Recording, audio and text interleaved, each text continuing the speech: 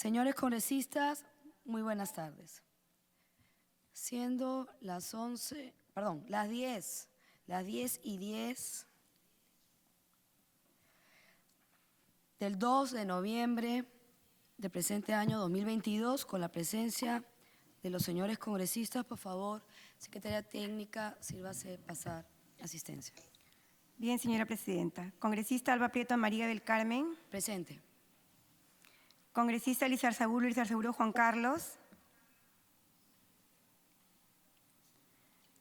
Congresista Ceballos Aponte Jorge.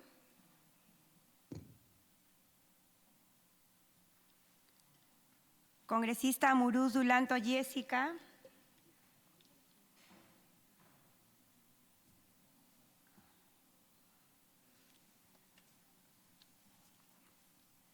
Congresista Alcarraz Agüero Llorel.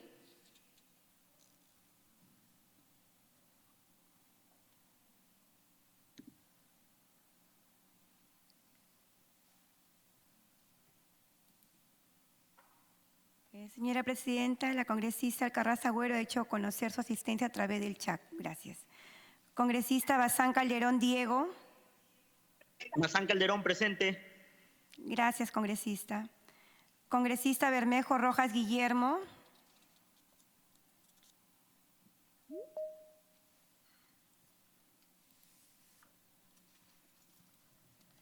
Congresista Bustamante Donaire Ernesto. Bustamante, presente. Gracias, congresista. Congresista Cordero Yontay María. Cordero Yontay María, presente. Secretaria Técnica, buenos días. Gracias, congresista. Congresista Cueto Acerbi José.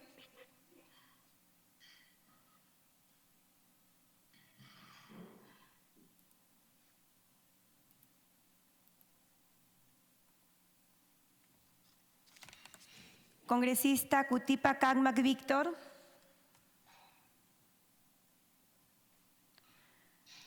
Congresista Morante Figari Jorge.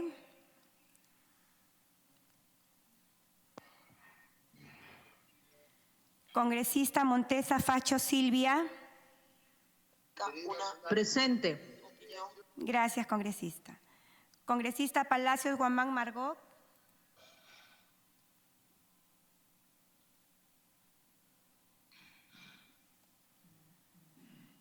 Señora presidenta, la congresista Paredes Castro Francis hace llegar su asistencia a través del chat. De la misma manera, el congresista Cueto Acerbi José. Gracias. Congresista Robles Araujo Silvana.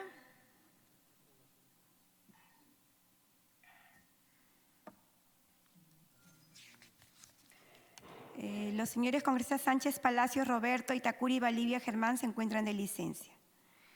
Congresista Torres Salinas Rocío.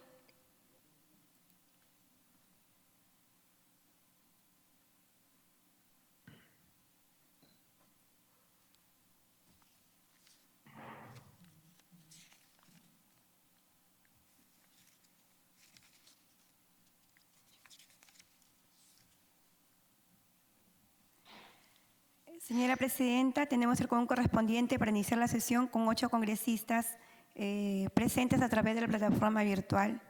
Gracias. Secretaria Técnica, disculpe, Rosela Muruz, presente. Bien, congresista, gracias. Gracias, congresista. Con el quórum correspondiente Gracias. se inicia la segunda sesión extraordinaria de la Comisión de Relaciones Exteriores. Aprobación del acta. Se pone a consideración la aprobación del acta. Acta de la primera sesión extraordinaria de fecha 23 de septiembre del presente año. La misma que fue remitida en forma conjunta con la citación y agenda documentada. Si algún congresista tuviera alguna observación de lo contrario, se dará por aprobada. El acta ha sido aprobada por unanimidad. Orden del día. Exposición de los miembros de la Comisión Consultiva de la Comisión de Relaciones Exteriores en relación a la activación de la Carta Democrática Interamericana solicitada por el gobierno peruano, reflexiones y casos tipo. Agradecemos la presencia de nuestros invitados, quienes son parte de la Comisión Consultiva de la Comisión de Relaciones Exteriores para el periodo anual de sesiones 2022-2023. En tal sentido, señores congresistas, informo que algunos de los miembros se encontrarán de forma virtual, como es el caso de los ex cancilleres José Antonio García Belaunde y el ex canciller Alan Wagner Tizón. Y conmigo están presentes el ex canciller Eduardo Ferrero Costa y el ex canciller Miguel Ángel Mackey, el embajador Hugo Palma y el especialista internacional Farid Cajat. Señores congresistas, sugiero que primero escuchemos a cada invitado y luego podremos efectuar las preguntas que consideren pertinentes. Tiene la palabra, en primer lugar, el doctor Eduardo Ferrero Costa, ex canciller de la República. Doctor Ferrero. Gracias. Señora Presidente de la Comisión de Asuntos Exteriores del Congreso, señores congresistas, señores miembros de la Comisión Consultiva presentes, señoras y señores. Con mucho gusto puedo hacer algunas reflexiones, más que darle un carácter formal de exposición sobre el tema actualmente en vigencia de grupo de trabajo o misión que viene al Perú en los próximos días, a solicitud del gobierno peruano. Yo diría que podría comentar esto en 3 etapas. La primera etapa ya concluyó. El gobierno peruano, el presidente Castillo y su canciller van a la OEA, acuden a la OEA, solicitan la aplicación de los artículos 17 y 18 de la Carta Democrática Interamericana, un largo documento que todos conocen, que señala, entre otras cosas, que está en marcha un proceso de alteración del orden constitucional en el país, da sus argumentos, y se convoca al Consejo Permanente de la OEA, y el Consejo aprueba una resolución que está sesgada, en mi opinión, porque se basa exclusivamente en la comunicación del gobierno peruano, en primer lugar, en la introducción que hace en la reunión del secretario general de la OEA, cuya imparcialidad es dudosa, en el informe de días anteriores de la Comisión Interamericana de Derechos Humanos, que también está sesgado, en mi opinión, y, bueno, básicamente en esas 3 cosas, ¿no? El informe del gobierno, lo que expuso el canciller ante el Consejo de la OEA, y además se aprueba una resolución que adelanta opinión, porque en el artículo 1 expresa solidaridad y apoyo. La palabra exacta viene a ser solidaridad y respaldo al gobierno democráticamente elegido o electo de la República del Perú, lo cual era contradictorio con lo que viene después, que es ofrecimiento para contribuir al diálogo, y fundamentalmente el artículo último, cuando decide el Consejo Permanente nombrar un grupo de trabajo que venga al Perú, para hacer un análisis de la situación del país y redactar un informe que presentará luego al Consejo Permanente de la OEA. En esta sesión que aprobó una resolución por aclamación, faltó escuchar la posición de las otras partes, de la oposición al gobierno, y especialmente de la denuncia presentada por la Fiscal General de la Nación al Congreso de la República por actos eventuales de corrupción. Esa es la primera situación. Ya se nombró la comisión. Esta está equilibrada o no, es un tema de especulación. Está casi equilibrada. De los 7 miembros, porque se olvida que hay dos vicecancilleres, además de los 5 cancilleres, 4 están más a favor, que yo creo, de una posición de izquierda, más a favor del gobierno. Pues estoy agregando, además del caso del canciller de Argentina, cuyo representante fue muy claramente a favor del gobierno peruano en la sesión del Consejo Permanente, y también el caso del representante de Belice, y luego hay 2 vicecancilleres, de Colombia y también de Costa Rica, que tienen posiciones más a favor del gobierno de Castillo. Entonces, digamos, está más o menos equilibrada, y hay que reconocer y decir que es una delegación de alto nivel.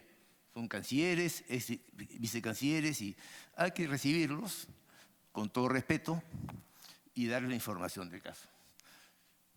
Ahora bien, La pregunta es, ¿qué va a hacer esta misión? Yo diría que principalmente y fundamentalmente, como dice la misma resolución, hacer un análisis de la situación actual en el Perú. Y aquí es fundamental poner algunos calificativos a ese análisis. Lo fundamental es que tiene que ser un análisis equilibrado, que escuche a todas las partes, para que la misión tenga una visión realista y completa de la verdadera crisis política por la cual atraviesa el país. Esto quiere decir que tiene que escuchar a los diversos actores involucrados, interesados, o que pueden dar opinión sobre el tema. Evidentemente, el Poder Ejecutivo, que obviamente será entrevistará al canciller y al presidente de la República, pero también al Congreso, con mucho detenimiento y sin apuro, al presidente del Congreso, a la presidenta de la Comisión de Asuntos Exteriores, a la Comisión misma y a los actores relevantes vinculados con el Congreso, tanto de la oposición como del gobierno, o aquellos que no tienen posición tomada. Obviamente es fundamental que se le dé tiempo suficiente a la Fiscalía de la Nación y a la denuncia presentada por la fiscal por una serie de investigaciones por eventuales actos de corrupción presentada al Congreso, y a los fiscales correspondientes que después están trabajando en ese grupo de trabajo con la Fiscal General de la Nación. Evidentemente el Poder Judicial, la Presidenta del Poder Judicial, la Contraloría General de la República, el sector del pueblo y la sociedad civil, que es muy importante. Muy importante, sociedad civil, instituciones que preocupadas por la situación del país, por ejemplo, Transparencia Internacional. La prensa es fundamental. Los directores de los medios de prensa, que cumplen un rol básico en esta situación, conocen muy bien lo que está ocurriendo en el país, y en general, en fin, tienen que, en poco tiempo, ese es el problema, en poco tiempo, son cancilleres que no pueden dar muchos días a esta misión, en poco tiempo tienen que entrevistarse de una manera equilibrada con los más interesados o importantes actores de la realidad nacional, para que tengan una visión equilibrada, completa de la situación política del Perú y las causas de la crisis. Hay que acotar, primero, que este informe no es obligatorio, no es vinculante, lo que quedar muy claro, son recomendaciones lo que se harán, y tiene que hacerse con todos los elementos informados. Y para ello, los actores que serán entrevistados por el Congreso, por ejemplo, deben de prepararse, esta semana prepararse, tener documentos ordenados, inclusive escritos, para que se lleven los miembros de la comisión, y pueden eventualmente ser inclusive entregados a los otros miembros del Consejo Permanente de la OEA, para que todos tengan, para que haya el conocimiento mayor posible de la realidad que se da en el Perú hoy día. Y ese informe de la comisión pasa al Consejo Permanente de la OEA. De ahí termina la segunda etapa de este proceso. La tercera etapa será qué ocurrirá. Estamos en la segunda. Estamos entrando a la segunda, y la tercera será cuando emitan su informe y será analizado por el Consejo Permanente de la OEA. Ahí hay que ver el tema del diálogo entre las partes, que se menciona en uno de los puntos de la resolución del Consejo Permanente, que es muy importante. En mi opinión, es inviable en esta segunda etapa. Es una etapa de ser para revisar la situación. Hoy hay demasiada polarización para pretender un diálogo abierto, plural, responsable y que conduzca a algo positivo. La tercera etapa, cuando viene la resolución, la reunión posterior del Consejo Permanente de la OEA, ahí veremos si recomiendan o no un diálogo y si hay elementos suficientes para ese diálogo. Y cada uno, perdón, otro punto que me olvidé mencionar es que la comisión no puede en su informe dar opinión de fondo sobre temas jurídicos. Ellos no pueden decir qué entienden, por ejemplo, por el artículo 117 de la Constitución. Ellos pueden decir que recomiendan que los órganos peruanos internos interpreten algunos artículos, pero no pueden dar opinión sobre un tema que es opinado y decidido únicamente por el Perú en base a su soberanía, ¿no? Esos son algunos elementos que yo podría mencionar. ¿Cuál es la solución a la crisis? Tengo una posición tomada, creo que no es el momento quizá de mencionarlo, pero yo creo que acá la solución es pasar a elecciones generales. Creo que hasta ahí va a llegar al final la situación peruana, previo acuerdo político, y previa modificación de algunos artículos de la Constitución Política del Perú de carácter político. Son mis comentarios iniciales, señora Presidenta. Quizá me he extendido mucho, pero ante su pregunta de dar una exposición, me pensé que era conveniente presentar estas ideas. Muchas gracias. Muchas gracias, doctor Ferrero. Tiene la palabra el ex canciller, el doctor José Antonio García Belaúnde.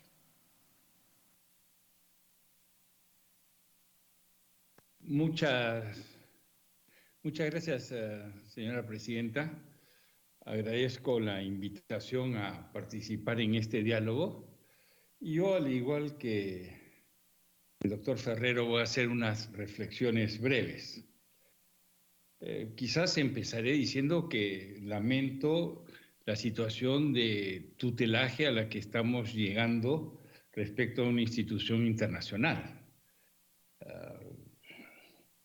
No es nada para sentirse orgulloso que tengamos que recurrir a la OEA con todos los defectos, historias que hay detrás, para un tema que deberíamos resolver entre nosotros. Pero, en fin, dicho esto, y tenemos ya la visita prevista, yo sí tengo algunas pequeñas discrepancias con lo que ha dicho el doctor Ferrero.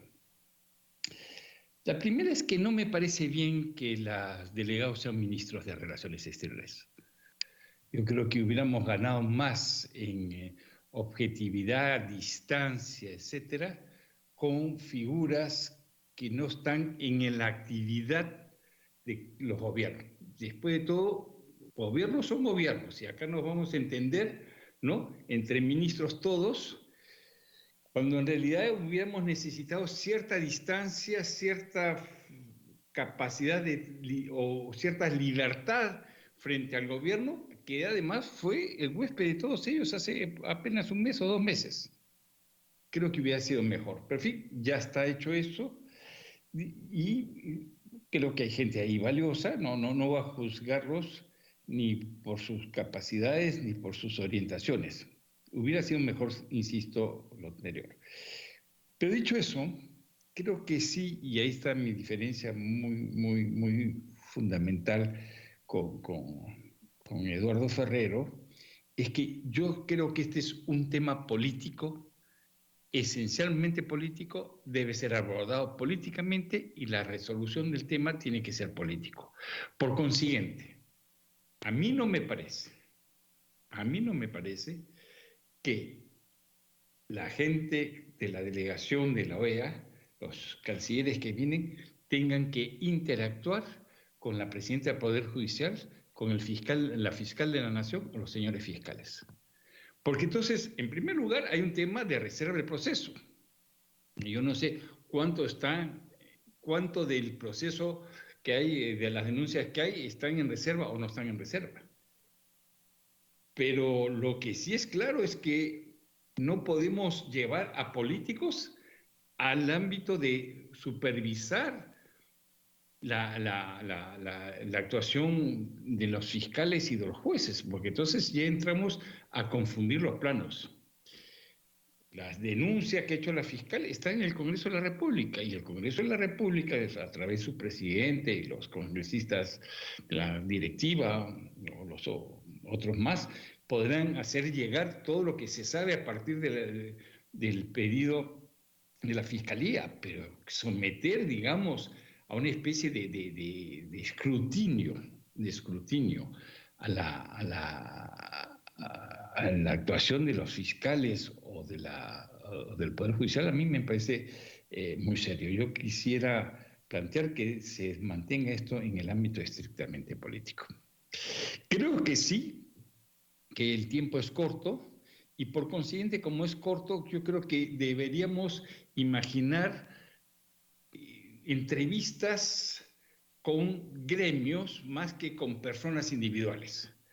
Es decir, yo pienso que, claro, debe estar el defensor del pueblo, obviamente. Podría estar transparencia, podría estar el acuerdo nacional. Yo preferiría algo como el acuerdo nacional, pienso que la Comisión Episcopal debe estar porque representa un sector muy importante y tiene algo que decir en la política peruana. Hace muchos años que tiene cosas que decir, hace muchos años que es una voz autorizada en temas políticos. Creo que gremios importantes, no sé, CONFIEP o Colegio de Abogados de Lima, o la Federación de Colegios de Abogados del Perú, o la Federación de Colegios, gremiales.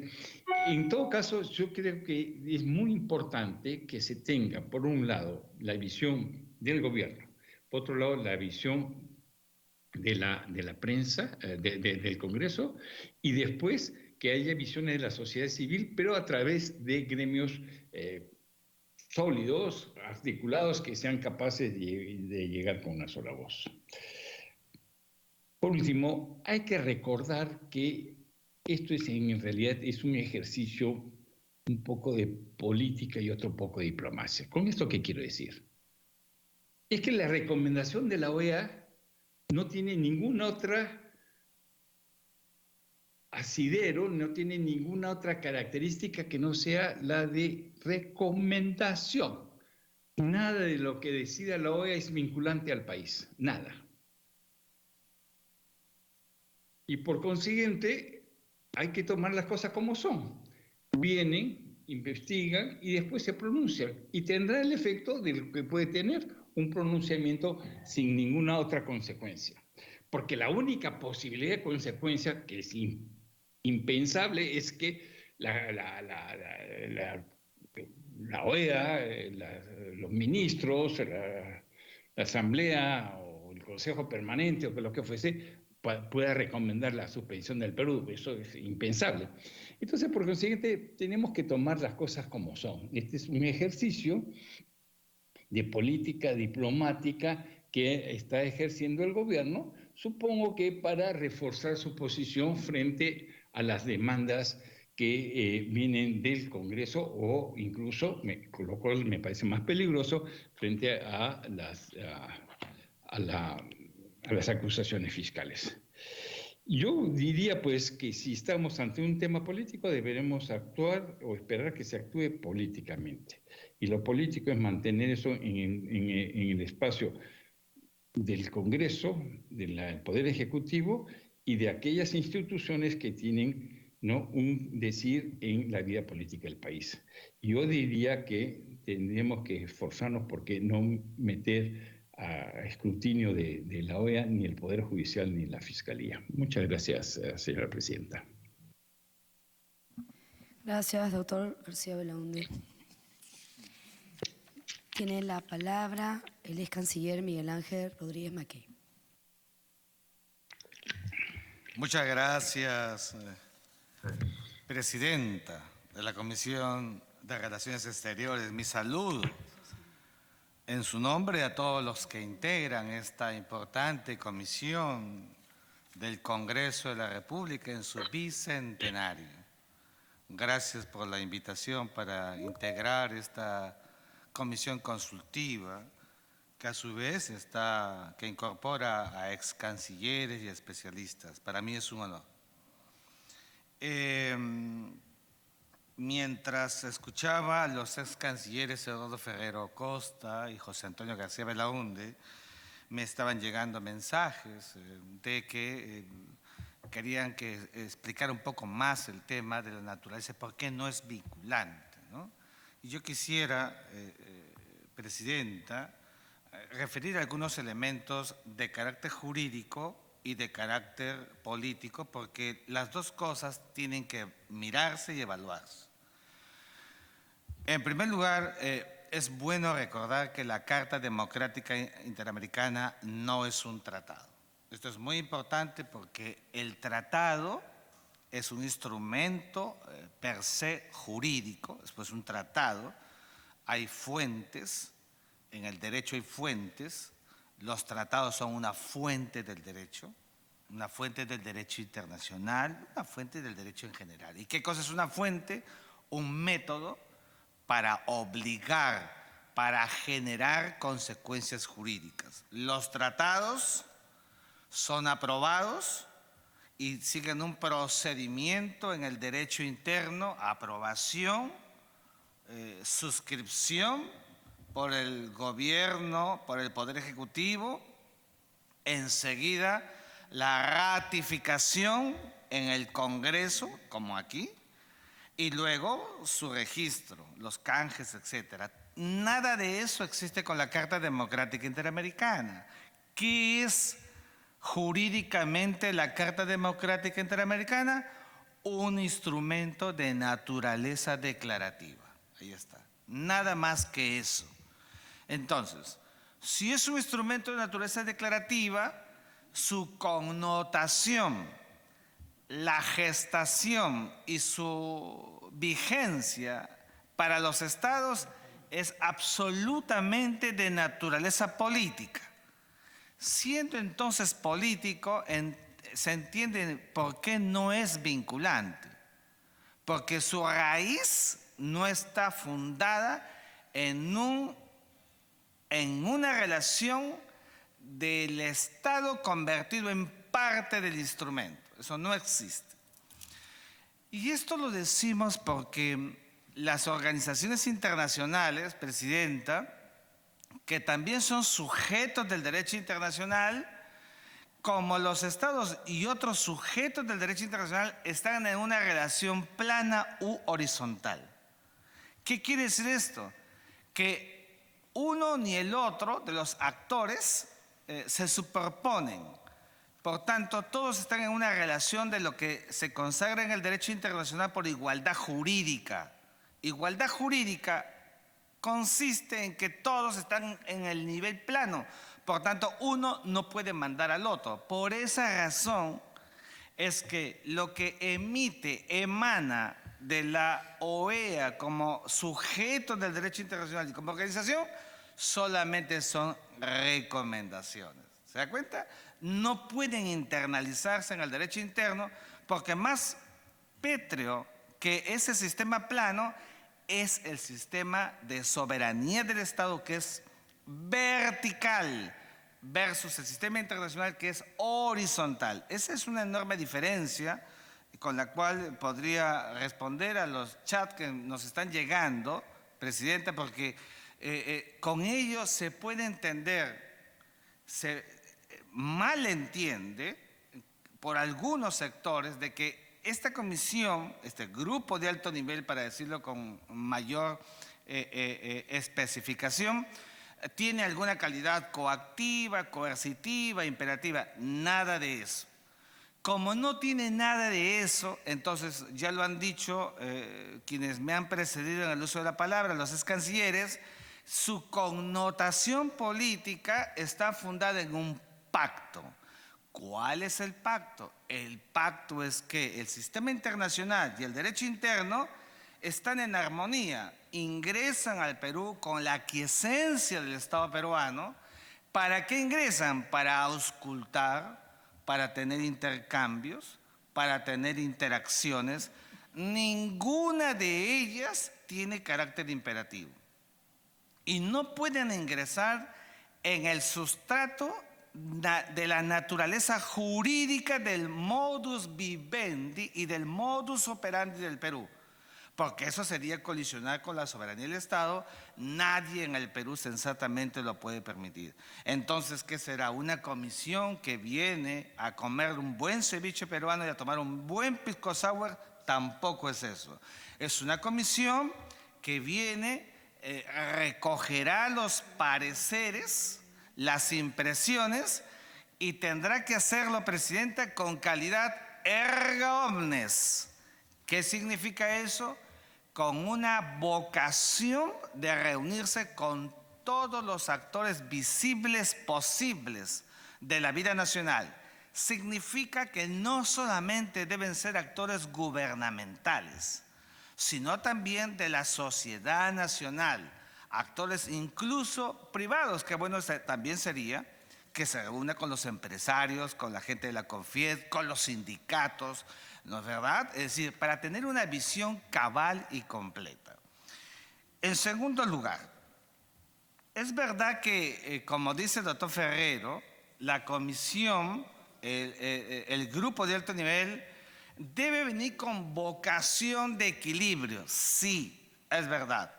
Pero eso no significa que la comisión pueda derivar, concluir un informe desequilibrado. Esto es muy importante. Es decir, si la comisión considera que en el Perú hay elementos de juicio para sostener, para fundamentar que realmente el artículo 17 y el 18, mal invocado, por cierto, por el Perú, porque el Perú no puede invocar un artículo que no le corresponde, pero, en fin, si hubiera en el Perú una circunstancia de riesgo de la gobernabilidad, es evidente que esa impresión será una impresión desequilibrada, en el sentido de que será una impresión que apuntalará a creer que en el Perú existe una situación de grave riesgo de la gobernabilidad. Y esto hay que decirlo para que no se crea que la comisión que va a venir en verdad es una comisión que buscará arreglar problemas en el Perú. Porque yo he escuchado declaraciones, Presidenta, que dicen que van a venir a mediar en el Perú. Por el amor de Dios, no vienen a mediar al Perú, porque ellos no son solucionadores de ninguna controversia. En el Perú no hay controversias, no hay conflictos, hay una crisis política de manera interna. Hasta allí puedo acabar con lo jurídico y decir ahora mi parecer político desde la política exterior, desde la política internacional, por supuesto como ex canciller del Perú. A mi juicio, no existe en el Perú ninguna circunstancia de forma o de fondo, Presidenta, para calificar de riesgosa la gobernabilidad en el país. Se está confundiendo la pugna interna con una crisis de gobernabilidad. Todos los países del planeta Tierra suelen tener frentes internos acalorados, pugnas. En todos ellos funciona lo que Montesquieu había desarrollado como los poderes. El Congreso está funcionando, el Poder Ejecutivo lo suyo, el Poder Judicial también, el Tribunal Constitucional lo mismo, la Junta Nacional de Justicia, la Defensoría del Pueblo, todos los elementos cualitativos, los órganos y las instituciones funcionan. Los medios de prensa que me acaban de entrevistar antes de entrar también, todo está funcionando. Por tanto, cuando se habla de crisis de gobernabilidad, es un error sostener que es crisis del gobierno in situ, como si fuera una crisis del monopolio del gobierno in situ. Cuando se habla de crisis de gobernabilidad es que hemos caído en una circunstancia donde surge la inviabilidad de la vida democrática. La verdad que eso no encontramos en el Perú.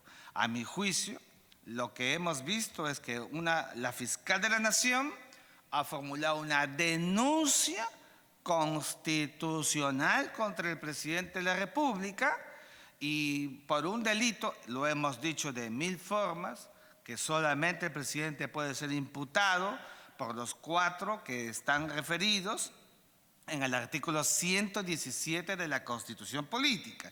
Nada más que eso.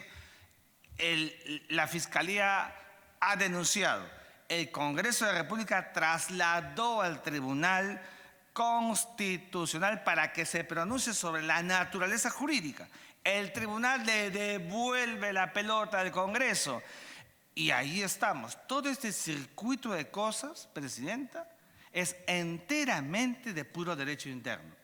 Por tanto, y puedo empezar a acabar, a mi juicio, no existe ninguna justificación como para sostener en el Perú la venida de un grupo de alto nivel para mirar el fuero interno, el circuito, el modus operandi de nuestra vida nacional. Es una comisión que no tiene jus potestas, que no tiene jus puniendi, que no tiene jus poenale, que no tiene jus imperium, nada de lo que es propio, consustancial de lo que Hans Kelsen en su teoría pura del derecho había desarrollado como las bases primigenias del derecho interno o del derecho nacional.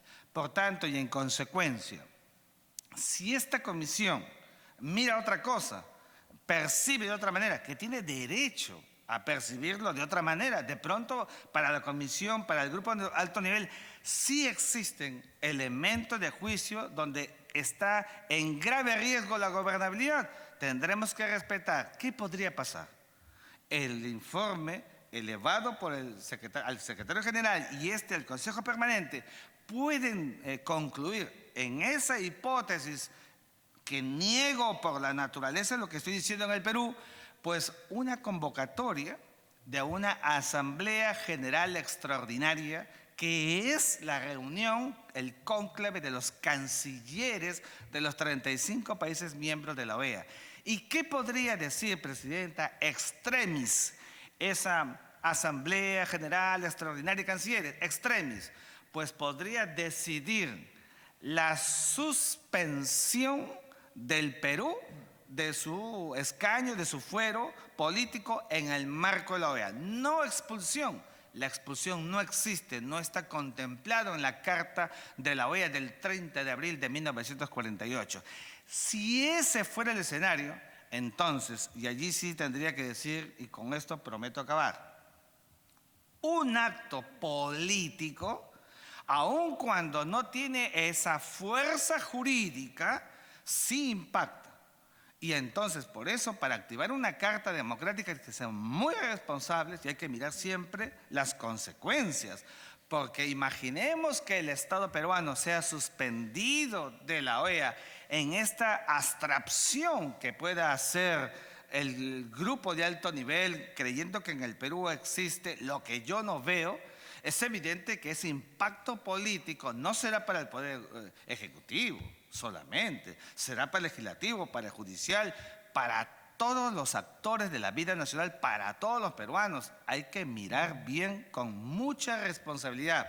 Entonces, el tamaño de un impacto político, de un proceso que desarrolla extremis para que sepamos qué podría pasar, lo que no creo, pero qué podría pasar, si tiene per se, por su impacto político, consecuencias, si no jurídicas, económicas, que son trascendentales e importantes para un país como el nuestro, que todavía no encuentra su verdadera agenda nacional mirando lo que se viene en este siglo XXI. Muchas gracias, Presidenta. Muchas gracias al ex canciller, al doctor Rodríguez Mackey. Tiene la palabra el ex canciller Alan Wagner Tizón.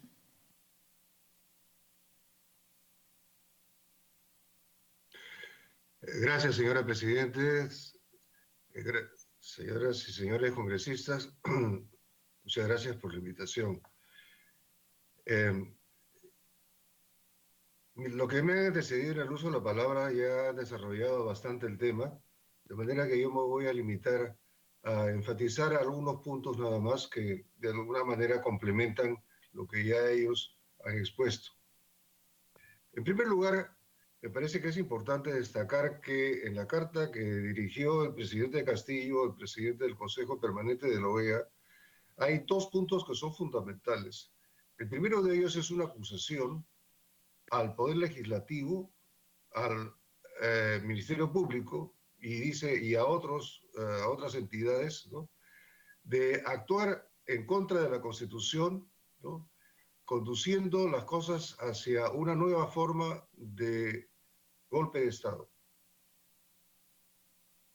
Y en segundo lugar, al final de la carta, le pide al Consejo Permanente que nombre una comisión de alto nivel para que vaya al Perú a propiciar un diálogo político entre las partes a fin de evitar que esto concluya en un golpe de Estado. Me parece que estas dos cosas son importantes tener en cuenta, porque precisamente el objetivo de la Carta Democrática Interamericana es velar por la vigencia de la democracia, la vigencia de la institucionalidad democrática. Entonces, en primer lugar, yo creo que los interlocutores de la misión deberán dejar en claro, ¿no?, que no existe tal comportamiento inconstitucional de parte de ninguno de los órganos mencionados, ¿no? Y que, por cierto, no hay tal tendencia a, a un golpe de Estado. Y luego, también es interesante que el Consejo Permanente de la OEA, en la resolución que adoptó como consecuencia del pedido del gobierno, no estableció directamente la comisión para entablar este diálogo entre las partes de la crisis peruana, sino para que hiciera un informe de situación, sobre la base del cual el Consejo Permanente posteriormente podrá tomar otras decisiones. Ahora bien, como ya se ha dicho, las personas que integran este grupo de alto nivel no son jueces. Ellos no tienen por finalidad, ¿no?, dirimir, ¿no?, cuestiones que puedan haberse presentado dentro de la crisis política interna. Ellos no vienen con esa finalidad. Es decir, ellos no tienen por qué, por ejemplo, analizar el artículo 117 de la Constitución y determinar si cabe o no una interpretación ampliatoria de las causales, ¿no? O no. Eso no le corresponde. Ellos no vienen en ese plan, no es su función. Su función, como ya se ha dicho, es política. Política en el sentido de que esté vigente, ¿no?, la institucionalidad democrática del Perú. Y eso es lo que hay que enfatizar en todas las intervenciones que haya frente a la misión. Y eso me parece que es claro y es relativamente sencillo, pero hay que hacerlo ordenadamente, de tal manera que quede claro que se ha actuado siempre en el marco de la Constitución y de la ley. En tercer lugar, ya se ha mencionado que las recomendaciones que haga la OEA no son vinculantes, pero también es importante señalar que lo que haga la OEA no interfiere ni detiene el proceso político interno del Perú. Es decir, hay un proceso político en estos momentos en manos del Congreso, ¿no?, en torno a la acusación constitucional de la fiscal de la Nación y otras iniciativas que diversos congresistas han presentado en relación a una solución de la crisis política.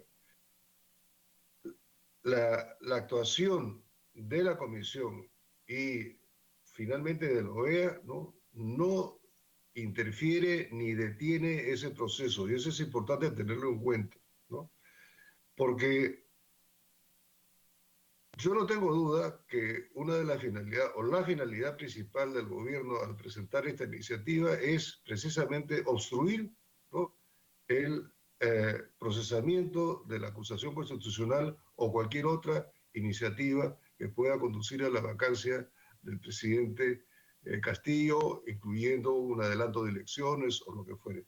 Entonces, hay que tener en cuenta que no se debe admitir que el proceso que lleve a cabo la OEA, que puede ser dilatado, no necesariamente va a ser un proceso rápido, ¿no?, interfiera decisiones que el Congreso decida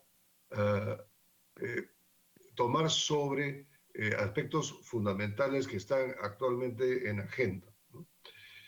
Y otra cosa también a tener en cuenta es que es muy importante que al exponer la situación del Perú, ¿no?, los interlocutores hagan una exposición amplia de contexto, ¿no? Es decir, no cuestiones vinculadas a aspectos jurídicos, como hemos dicho, eso no sería lo pertinente porque son aspectos políticos, sino un contexto amplio de cómo se origina la crisis, quiénes son los principales actores, cuáles son las razones que nos han conducido a la situación actual y finalmente lo que está reflejado en la acusación constitucional de la fiscal de la Nación. Y por último, tener en cuenta que la visita de este grupo de alto nivel está integrado, como se ha dicho por cancilleres, 5 cancilleres y 2 viceministros de Relaciones Exteriores, cosa que no es usual, ¿no? Lo usual es que los gobiernos designen, ¿no?, personalidades de alto nivel, pero no necesariamente cancilleres para estas cosas. Pero precisamente por eso la visita de ellos no podrá ser muy prolongada. Yo calculo que no podrá ser más de 2 o 3 días. Y entonces la agenda que se elabore para su visita va a ser muy importante, ¿no? Es decir, no van a poder ver a todo el mundo. Entonces van a tener que entrevistarse con algunas entidades fundamentales que ya se han mencionado, naturalmente comenzando por el Congreso, ¿no? Entonces, yo creo que el Congreso ahí tiene una capacidad de influir, ¿no?, sobre cómo es que se elabore la agenda de este grupo de alto nivel de la OEA, ¿no? Porque de otra manera eso va a quedar enteramente en manos de la oficina de la OEA en Lima, en consulta con sus mandantes en Washington. Y yo creo que no se debiera desentender el Congreso, ¿no?, sobre el contenido de esa agenda, es decir, con quiénes se va a entrevistar y vigilar para que se entreviste con aquellos que son los que pueden aportar, ¿no?, los elementos necesarios para los fines que he señalado. Muchas gracias, señora presidenta. Gracias al ex canciller Alan Van Tizón por sus palabras. Tiene la palabra el internacionalista, el doctor Farid Cajat. Por favor. Buenos días y gracias por la invitación. En primer lugar, algo que ya se ha indicado, pero que es importante, creo, relevar, ni siquiera el Ejecutivo ha invocado los artículos 20 y 21 de la Carta. ¿Por qué eso es importante? Porque el artículo 21 es el único que contempla una sanción contra un país miembro. Y esa sanción, como ya se indicó, es única y exclusivamente la suspensión temporal del país de la organización. ¿Existe en todo caso algún riesgo de que ese artículo sea invocado? En el caso del Perú, yo tiendo a coincidir en que el riesgo es virtualmente nulo. Pensemos en casos como el de Venezuela. Nadie podría discutir que en Venezuela existe hoy en día un régimen autoritario. De hecho, existe desde hace por lo menos 7 años. Y sin embargo, ni siquiera en Venezuela se logró la mayoría calificada necesaria para aplicar sanciones con base en la Carta Democrática Interamericana. Si eso no se pudo conseguir en el caso del gobierno de Maduro, podemos estar seguros de que no se va a conseguir en el caso del Perú, donde las circunstancias no son similares. La única ocasión en 21 años de vigencia de la Carta Democrática Interamericana en que un país fue suspendido en aplicación de la misma fue el caso de Honduras en 2009, pero en Honduras hubo un golpe militar que deportó al presidente saliente. O sea, en Honduras no cabía discusión posible sobre el carácter inconstitucional de la remoción del presidente. En el caso del Perú habría que recordar que desde 2017, estando vigente la Carta Democrática Interamericana, ya ha habido 6 mociones de vacancia, 2 de las cuales prosperaron. Una que llevó a la renuncia del presidente Kuczynski y una que removió del cargo al presidente Vizcarra.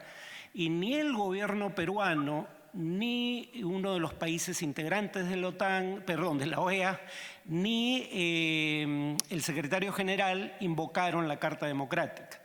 Entonces, digamos, repito, la probabilidad de que se invoquen los artículos que contemplan la posibilidad de sanciones es virtualmente nula.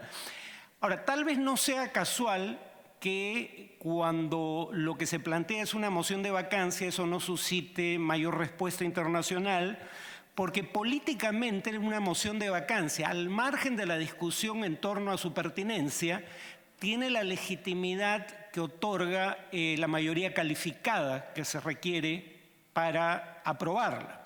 O sea, es más difícil que organismos internacionales cuestionen una decisión del Congreso cuando ésta tiene 2/3 de los miembros del Parlamento que cuando requiere una mayoría simple o incluso, hay especulaciones sobre ese tipo de salidas, no requiere siquiera mayoría del Congreso. Entonces, una moción de vacancia muy probablemente no suscite mayor respuesta internacional, como no las han suscitado las 6 mociones previas. Hay algo que no se ha mencionado y creo que podría ser importante porque podría ser un insumo con base en el cual se redacte el informe de la misión que vendrá en los próximos días. Es el informe de la Comisión Interamericana de Derechos Humanos, también creada, aunque no por la Carta, en el contexto de la OEA. El informe de la Comisión Interamericana de Derechos Humanos habla de un tema que aquí no es relevante, el tema del derrame de petróleo que ocurrió hace un tiempo en Lima. Pero el informe de la Comisión Interamericana sí incluye alusión a 3 temas de carácter constitucional. Dice que la acusación constitucional contra el presidente o altos funcionarios, la disolución unilateral del Congreso en caso que se le niegue la confianza a 2 gabinetes y la vacancia presidencial por incapacidad moral permanente son temas que no tienen en la Constitución una definición objetiva y por ende se prestan a arbitrariedades. Obviamente, como ya se indicó, la Comisión Interamericana no le dice al Perú qué debería hacer en esa materia, pero sí dice que organismos de derecho interno, básicamente menciona al Tribunal Constitucional y al propio Congreso, deberían intentar aprobar una definición clara de las circunstancias bajo las cuales deberían aplicarse este tipo de prerrogativas constitucionales. Repito, es probable que esto lo recoja la Comisión. Acusación constitucional, disolución por el presidente del Congreso, vacancia presidencial por incapacidad moral permanente. No me sorprendería que esto aparezca en el informe. Brevemente, para terminar, 2 cosas. Hay más bien una mayoría en la Comisión, si uno se remite a los cancilleres, hay una mayoría conservadora en realidad, ¿no? Son los cancilleres de Ecuador, Guatemala y Paraguay. El único que es claramente de izquierda es el canciller argentino. Yo diría que Belice tiene poco interés, honestamente, en lo que pasa en el Perú y su gobierno, si bien en teoría es un gobierno socialdemócrata, es un gobierno de centro-izquierda. O sea, yo no digo que estos cancilleres vayan a actuar con base en su filiación política, pero lo que sí diría es que las recomendaciones que formulen los cancilleres van a requerir consenso entre ellos y es difícil que haya un consenso sesgado dada esa composición. En todo caso, el sesgo no sería a favor del Ejecutivo. Pero yo no espero un informe sesgado. De cualquier manera, básicamente se van a hacer recomendaciones que probablemente tengan similitudes con las que ya ha hecho la Comisión Interamericana de Derechos Humanos. En el tema del secretario general, Luis Almagro, recordemos que Almagro fue elegido por primera vez con el voto favorable de Venezuela y Uruguay y reelegido con el voto favorable de Venezuela y Uruguay, pero la primera vez fue elegido con el voto del gobierno de Maduro y el voto del gobierno de izquierda del Uruguay, el de Tabaré Vázquez, o Pepe Mujica, no, creo que fue el de Mujica. En el caso de su reelección, cuando Uruguay vota a favor es el gobierno más bien conservador de Luis Lacalle Pou y cuando Venezuela vota a favor es el gobierno reconocido por la OEA de Juan Guaidó, no es el gobierno de Maduro. ¿A qué voy con esto? A que yo creo que esto es muy bueno para predecir las posiciones de Almagro. Almagro ha ido virando en función a las mayorías políticas que se iban gestando en el Consejo Permanente de la OEA, ¿no? Un día dice que Hugo Chávez, el venezolano, no el peruano, es un estadista y que su gestión de gobierno es un ejemplo a seguir, y otro día dice que no hay que descartar el uso de la fuerza para derrocar a Nicolás Maduro en Venezuela. Entonces, comprenderán que sus posiciones varían según las relaciones de fuerzas dentro de la entidad. El punto, sin embargo, es que siendo ese el caso, no hay que preocuparse mucho de las veleidades de Almagro, porque finalmente él no toma ninguna decisión. Si acaso aquí quienes van a decidir son el Consejo Permanente, y en el supuesto negado de que esto llegue a ese nivel, la Asamblea General, es decir, los 34 países miembros, y van a requerir para decidir mayoría calificada. Entonces yo creo que eso da cierta garantía de que no va a haber un resultado sesgado en favor de alguna parte en el proceso. Muchas gracias, doctor Cajat. Tiene la palabra el embajador, el doctor Hugo Palma Valderrama. Por favor, embajador. Muchas gracias, señora Presidenta, señores congresistas. Pareciera que estamos hablando aquí de un pedido y de un texto. Un pedido del gobierno peruano y una carta, la Carta Democrática Interamericana. Es un documento extraordinario, pero no es el único, porque es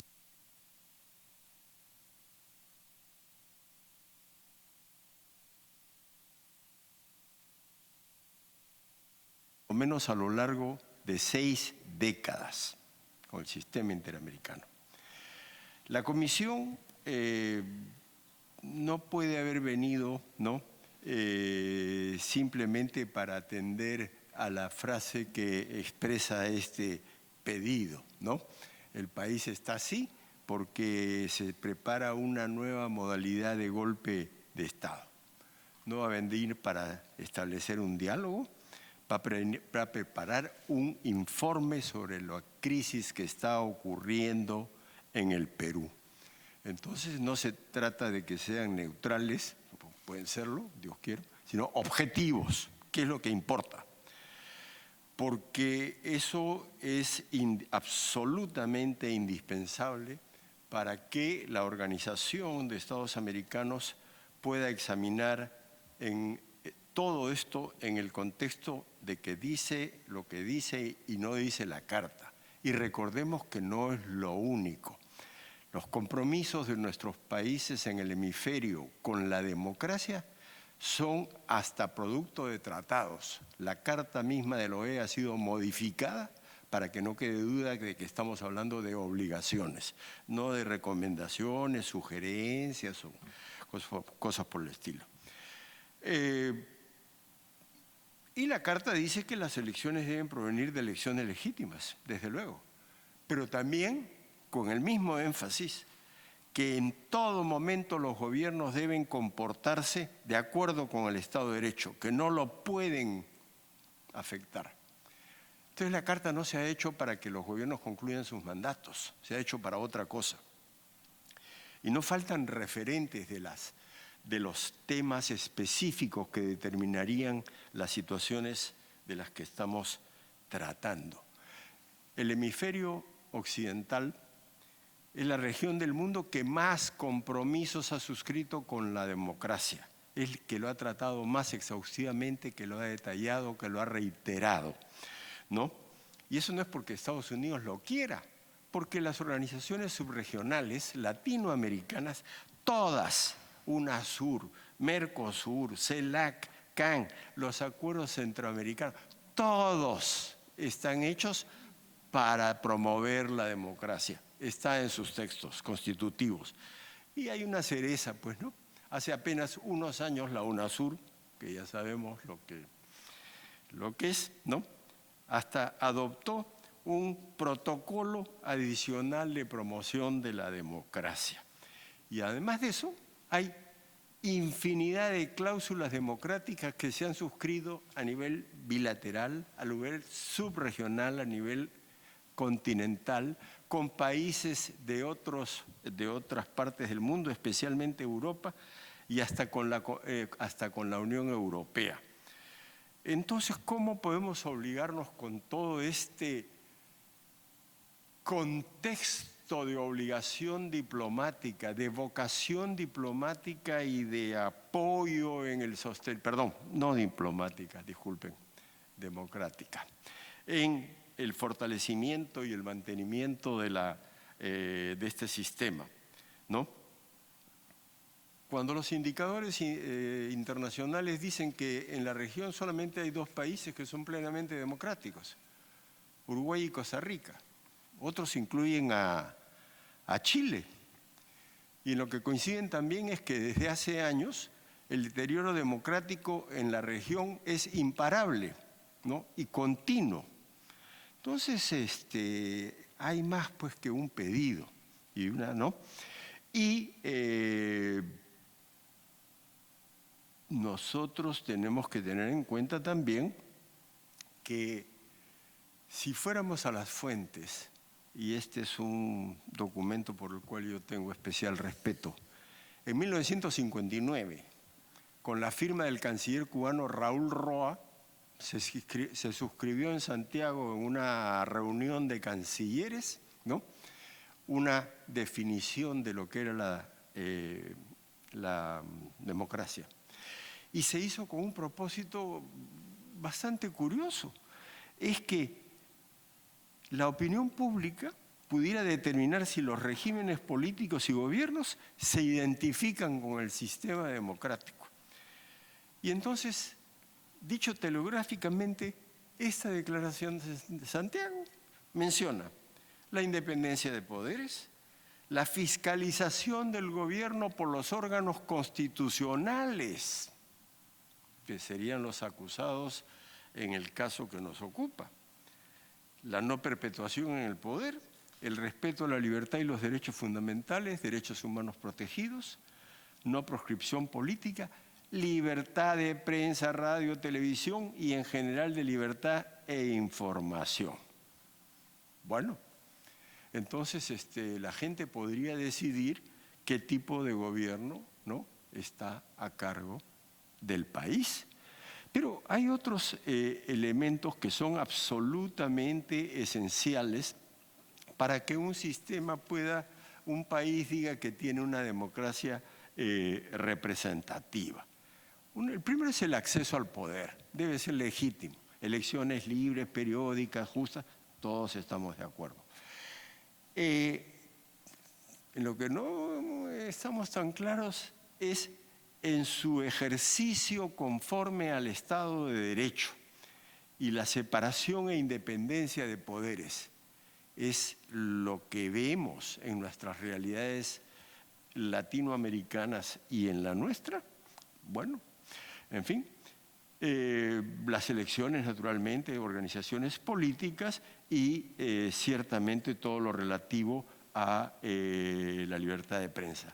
Pero eso se tiene que implementar mediante elementos que son esenciales.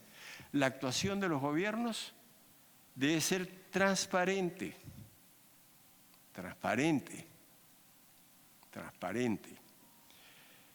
La probidad, que el diccionario define simplemente como la honradez.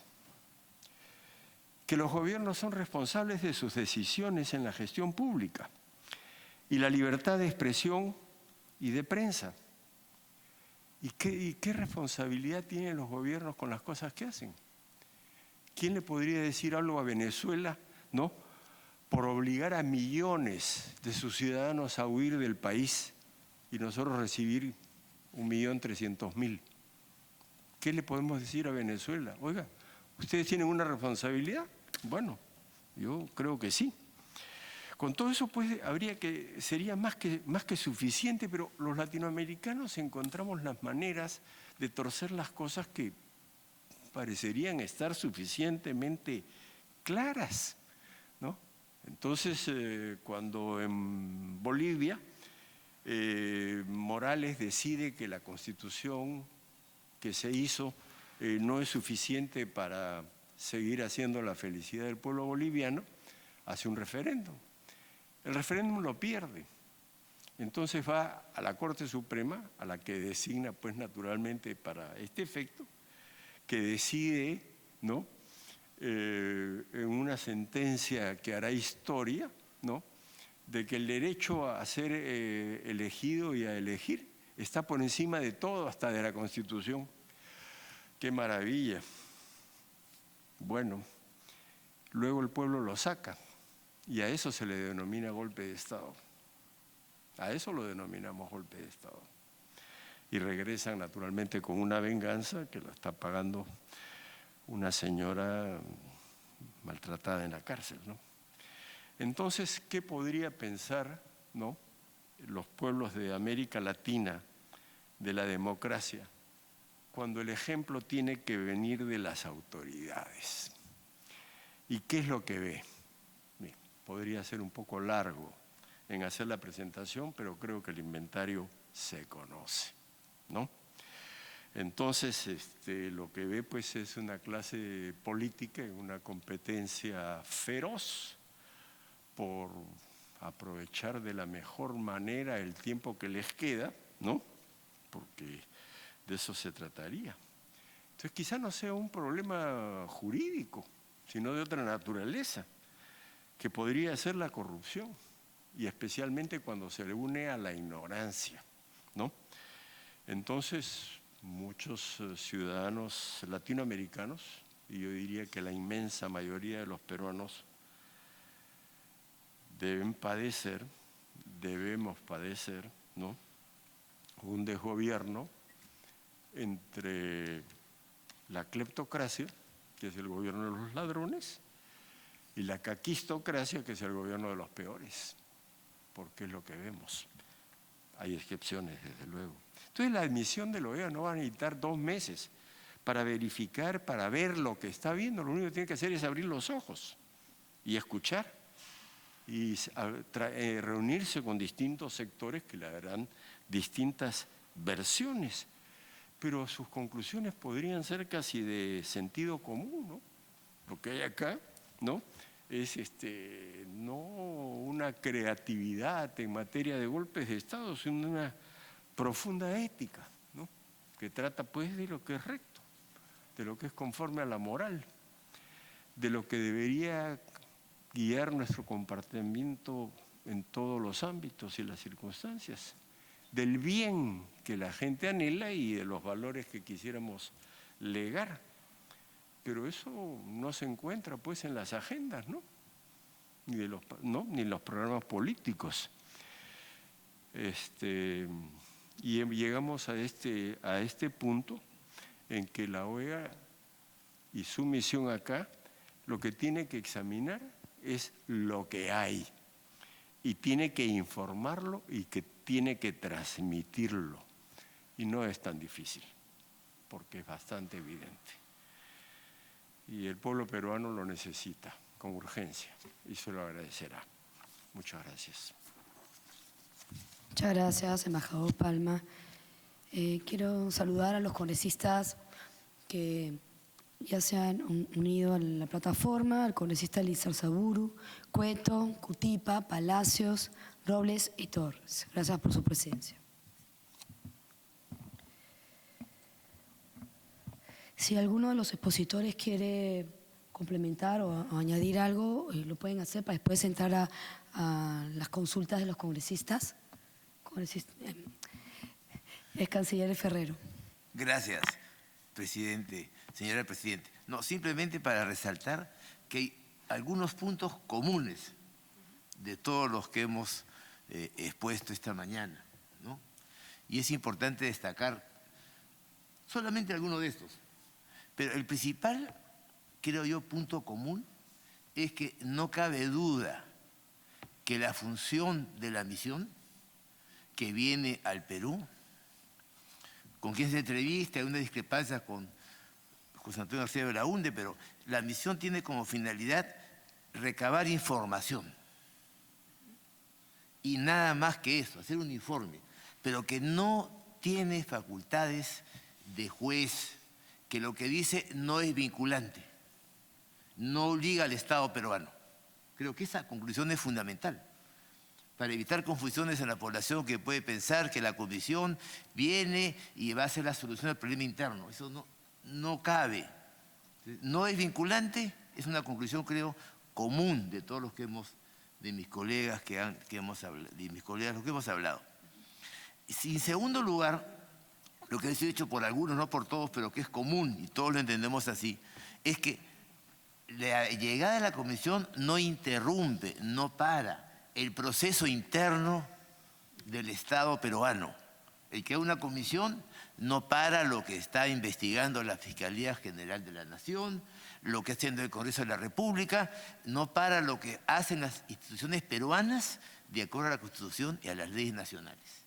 Es un país soberano y recibe una misión que ya ha sido convocada, que actúa conforme a la Carta Democrática, que viene en base a unos artículos de la Carta Democrática Interamericana que Perú aprobó en su momento y que somos parte de nuestro tratado, pero en fin, no entramos a ese.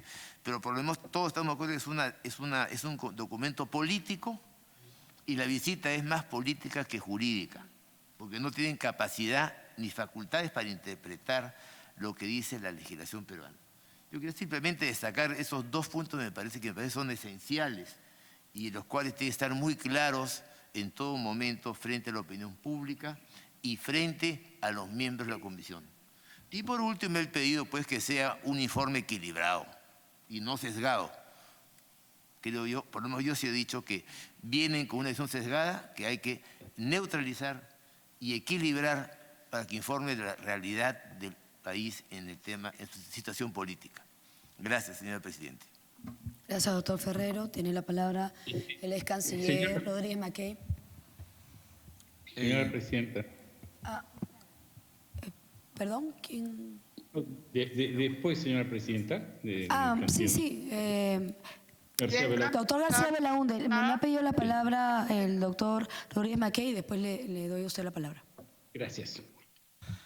Gracias, presidenta. Solamente una acotación conceptual doctrinaria sobre la naturaleza del golpe de Estado.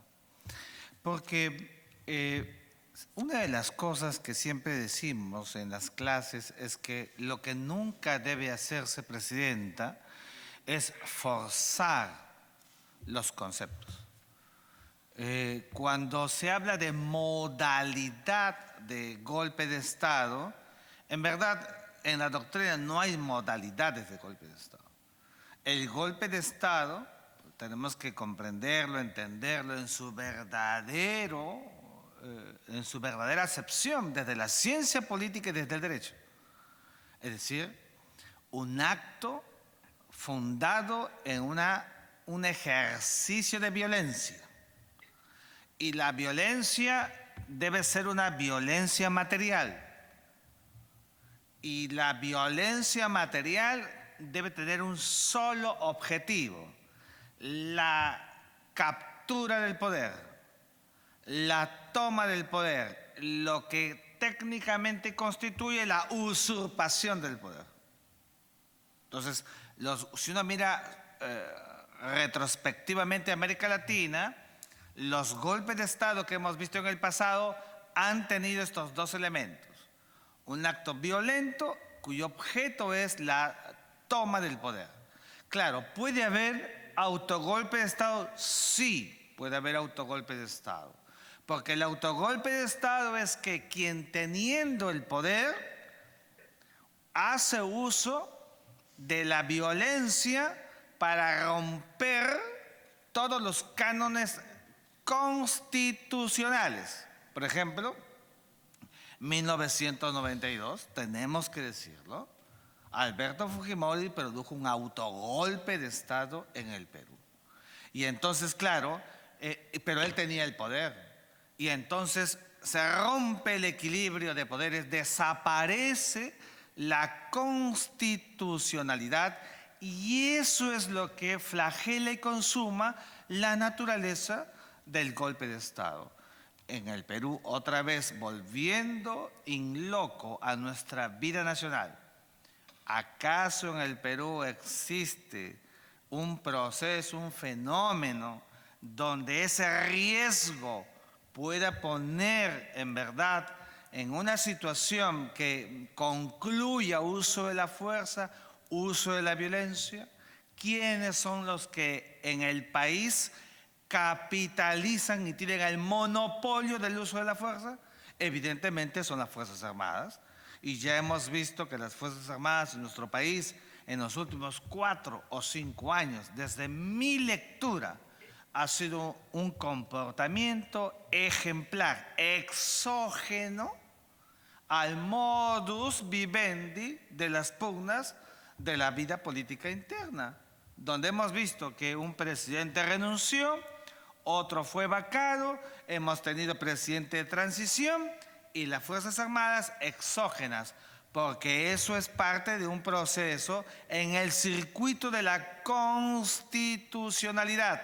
Nada de ello fuera ejercitando el uso de la fuerza. Entonces, cuando en la carta que dirige el presidente de la República y el canciller de la República al secretario general de la OEA y refiere una modalidad de golpe de Estado, hay una desnaturalización, una desvirtuación de este concepto que debe ser seguramente objeto de valoraciones, de reflexiones, pero nada más que de eso, sin ingresar en la juridicidad interna, porque eso se llama pues soberanía, lo que aprendimos, Presidenta, de la Pacta Westfalia de 1648, que le puso punto final a la Guerra de los 30 años en Europa y que creó los nuevos formatos del concepto de la soberanía del Estado moderno que hoy día se impone en la sociedad internacional, sean gobiernos de izquierda, de derecha, regímenes que tengan sus propios sistemas operativos internos. Eso es lo que tenemos que siempre tener en cuenta para comprender cuál es el sustrato en el que en estos momentos se encuentra el Estado peruano. Muchas gracias. Gracias, ex canciller Rodríguez Mackey. Tiene la palabra el ex canciller García Belaunde. Gracias, señora presidenta. Señora presidenta, siguiendo con la lógica del doctor Cajat, habría que preguntarse qué es lo que puede recomendar esta comisión y qué es lo que puede recomendar el Consejo Permanente una vez que el secretario general, personaje bastante chaquetero, como dirían en España, porque lo conocí de izquierdista revolucionario y después de adalid de Trump. En fin, ese es un detalle. Yo diría que había que preguntarse cuál puede ser el resultado. ¿Van a hacer recomendaciones? Definitivamente van a hacer recomendaciones. Y estas recomendaciones, ¿a quiénes van a estar dirigidas? Yo no me imagino que va a salir una recomendación diciendo, señores de la oposición al gobierno, no avancen en, comillas, esta modalidad, comillas, de golpe de Estado. Eso no tiene mucho sentido. Entonces, ¿qué es lo que va a plantear? ¿Va a plantear una mesa de diálogo?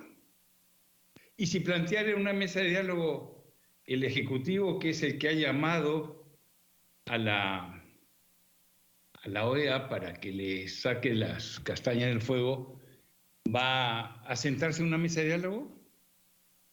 ¿O simplemente va a decir, miren, aquí hay una confrontación y es lo más conveniente que las partes logren establecer, ¿no?, mecanismos para desinflar, digamos así, esta irritación en la vida política, quitarle crispación a esa vida política?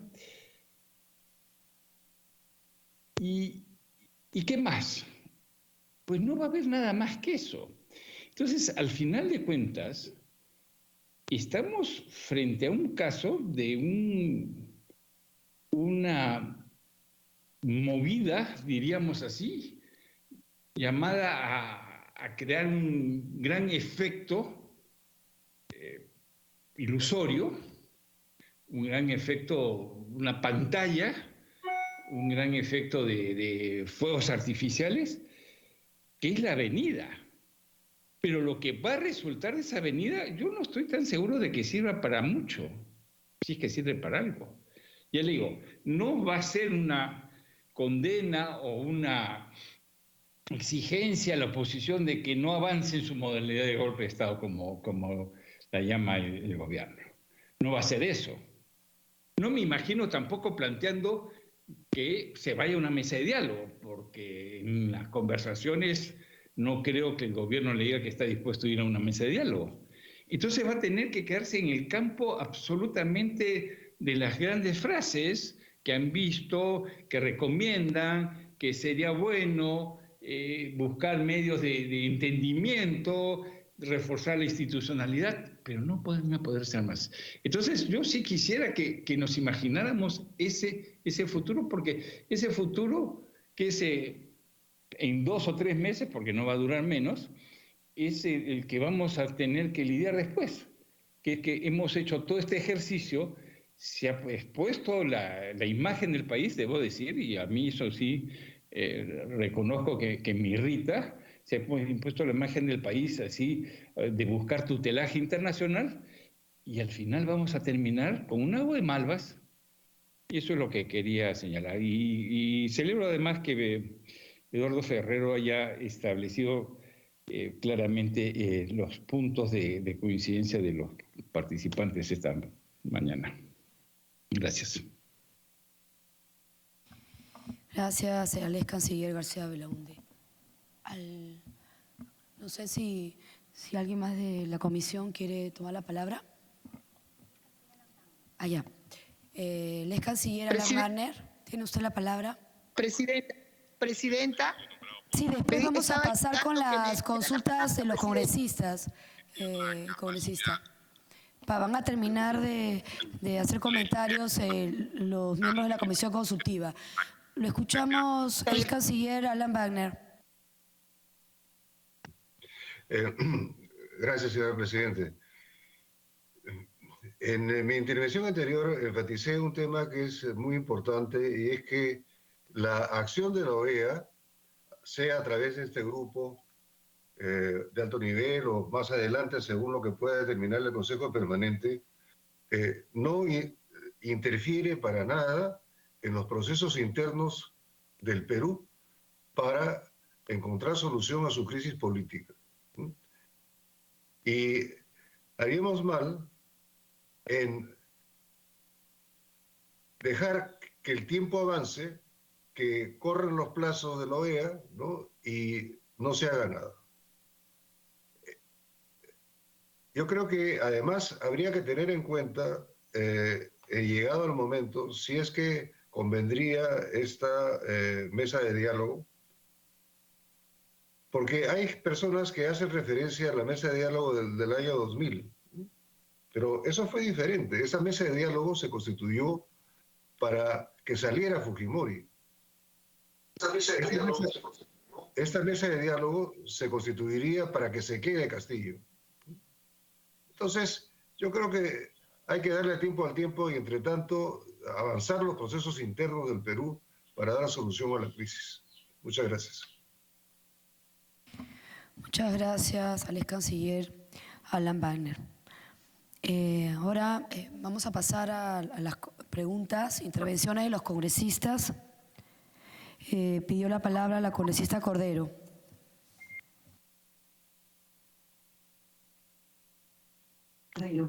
Gracias, presidenta.